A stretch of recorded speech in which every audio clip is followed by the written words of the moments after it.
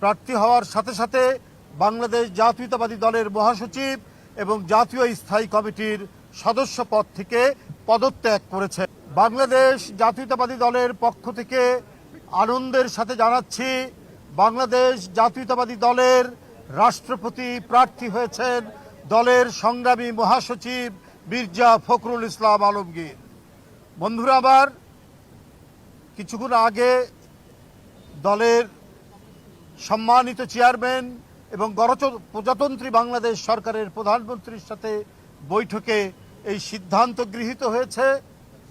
বাংলাদেশ জাতীয়তাবাদী দলের প্রার্থী হয়েছেন মির্জা ফখরুল ইসলাম আলমগীর এবং তিনি প্রার্থী হওয়ার সাথে সাথে বাংলাদেশ জাতীয়তাবাদী দলের মহাসচিব এবং জাতীয় স্থায়ী কমিটির সদস্য পদ থেকে পদত্যাগ করেছেন।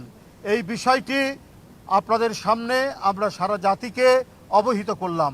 আপনাদের সকলকে ধন্যবাদ। না, এখনো এগুলি সম্পূর্ণ মিটিং চলমান আছে এবং দলের পক্ষ থেকে তো আগেই আমাদের দলের সম্মানিত চেয়ারম্যান এবং প্রধানমন্ত্রী তার কাছে দায়িত্ব দেওয়া আছে। তিনি যে প্রক্রিয়ায় যেভাবেই হোক তিনি সেই নিয়ে মতামত নিয়ে তিনি সেটা জানাবেন, সেটা আপনারা পরে জানতে পারবেন। এখন শুধু দলের রাষ্ট্রপতি প্রার্থী মির্জা ফখরুল ইসলাম আলমগীরের নাম আমরা ঘোষণা করলাম এবং ইতিমধ্যে তিনি মহাসচিব এবং জাতীয় স্থায়ী কমিটির সদস্য থেকে পদত্যাগ করেছেন।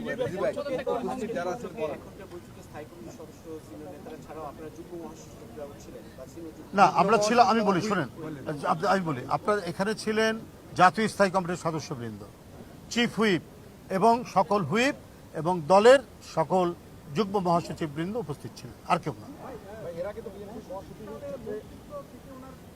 সেই বিষয়টি আরো কি প্রক্রিয়া আছে, সাংবিধানিক কি প্রক্রিয়াগুলো আছে সেগুলো পর্যালোচনা করে আপনাদেরকে পরবর্তীতে জানাবো।